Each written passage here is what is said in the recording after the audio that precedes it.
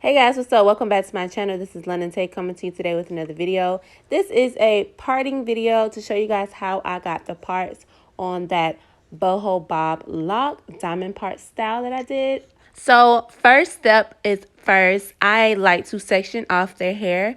I'll usually either section off half and half like it's already done, or I'll section in thirds. So I'll do that back half, and then the front part of their hair, I'll split that in half and then just do the left and then just do the right. It just depends on, what I feel like doing that day. But like I said, I use the Shine and Jam for her parts. I use the Shine and Jam for everybody. I do not use the other brand, Let's Jam, because like I said, it just turns to grease like super quick. So the Shine and Jam has a lot more hold. You can use edge control or gel if you want, but just know that gel on natural hair is probably going to curl it up. And edge control is a little too thick and it may turn white. So just take into accountability of all those possibilities if you use other products, okay? But I highly recommend the Shine and Jam. I have been using it for years. It works great. Now I do not recommend Shine and Jam for your edges because it's not a good enough hold. That, my dear, would be for Got to Be Glue gel, hairspray, or edge control. But back to the video, I just start off with, half a diamond parts, of course, because it's the bottom of her head. So she's going to start with the top of the diamond, and you're going to make those triangles, and then you're going to just start off the back of their head like that. And then you're going to braid their hair either with hair or by itself. Usually it's by itself. That's usually how I braid my clients' hair, unless the hair is like super, super, super short. But for the most part, it's usually by itself. So like I said, I'm just going to braid the parts that I parted out. And I'm literally just going to keep on going. Now, so when you get that first row down, you basically go everything off of that first row. So in between those parts that I did, I'm going to do new diamond head parts, okay? The entire time I am doing top of the diamond parts, so the triangle, the entire time, and I am going to do it in like a brick type of layer concept. So it's going to be between every other part. So you're going to do the new row in between the braids in the previous row, and it's just going to be the top part. In actuality, even though you're only doing the top of the diamond, which is the triangle, it's going to make a diamond, because the more you keep doing the top diamonds and you're doing it in between the other braids in the previous row, it's going to make a diamond part. So you don't have to literally sit here and try to make perfect diamonds, because ultimately it's going to make diamonds if you just keep doing it in between the previous rows braid and you're doing the triangles the entire time, y'all.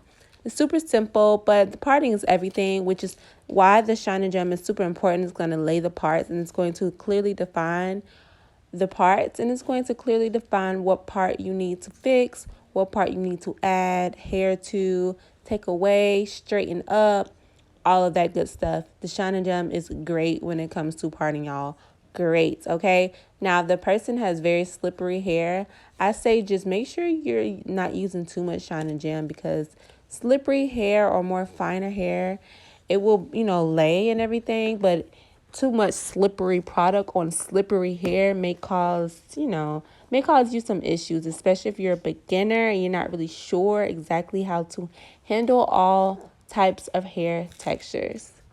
But y'all, I'm literally just going to keep doing that the entire time, especially in the back of my head. Back of her head, I'm sorry. Once I'm done with the back of her head, you're gonna see me do the front. I usually do like either start off with the left side and then go to the right. At that point, I do split her hair. So it all depends on, like, if you have to ask your client, especially when it comes time to the front of the head, you have to ask your client, how do they like to wear their hair? Like, is it particularly on one side, or would it be in the middle, or do you want to be able to wear it, in the middle and on the side or whatever? that is how you're going to judge off how you're going to do the parting in the front. These are diamond parts. So if you do a middle part, you're not going to do just a straight part because you have diamond parts. So you're literally going to have to do like a zigzag motion in the front. So she didn't really want anything in the middle though. She wanted the side parts and she's going to lift it up and everything like that. So I didn't do any perfectly middle zigzag part. I just kind of just, you know, freestyled it and free did it that way it can fall on either one side. But you guys going to see that when I get to the front.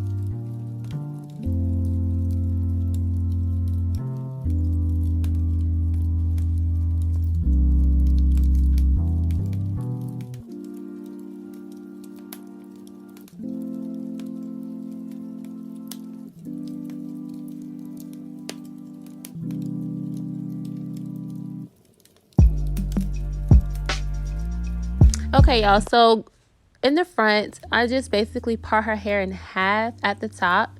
Not basically, I'm not going to leave that straight part in the middle at the front because like I said, these are zigzag or diamond parts. So you're going to want there to be diamond parts all over the place, even in the middle. So I just do it just for parting purposes. But what I like to do is I like to start on one of the sides, left or right, and I like to continue the guideline from the back parts. So I like to just continue the line, and that is what I'm using as my guide for the front. So that way everything kind of flows seamlessly together and it doesn't look like so wonky and like a diamond over here, a diamond over here, but ain't nothing straight.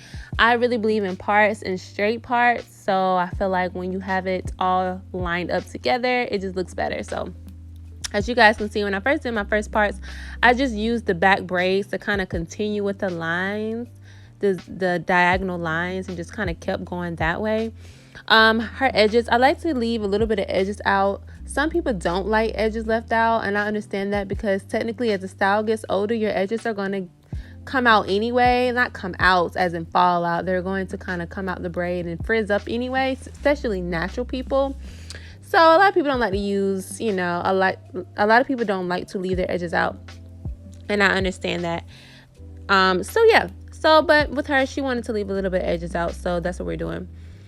So like I said, I'm just continuing with the diamond parts from the back braids, just kind of continue with that. And yeah, I'm just going to keep doing that until I get to somewhat in the middle.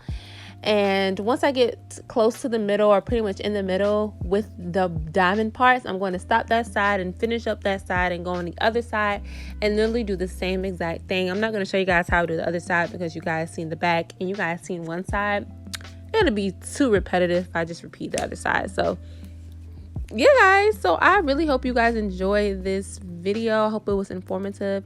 These are how you do the diamond part. Super simple. It just, you know, little things like this I feel like really helps beginner braiders figure out how to do things. This should not take you any longer than an hour, and I know an hour even sounds excessive, but you don't oh, excuse me, I'm about to choke on my spit. But you don't want to rush this process too much because parting is everything when it comes to a style. I highly recommend parting. I highly recommend taking your time when it comes to parting because it's very, very important in my opinion. So yes, I hope you guys enjoyed the tutorial. I hope it was informative. But this is the same concept you use for box braids and the same concept you use for locks. Now, when it comes to box braids, I would just twist. You guys will see me like put the shining gem and just kind of just twist their hair in place a little bit at the root. That's what I do when it comes to box braids. You're not going to want to box braid her hair and then have to take those braids out just to sit here and, you know, just to sit here and have to take it out, just to sit here and braid it all over again with weave. You know what I'm saying? So this only, I will use this concept only when it comes to locks where the base is already going to be braided underneath. I do not recommend this for braids. Okay, guys, so hope you enjoyed this tutorial, and I will tell you guys in my next video. Bye, guys. Smooches. Mwah.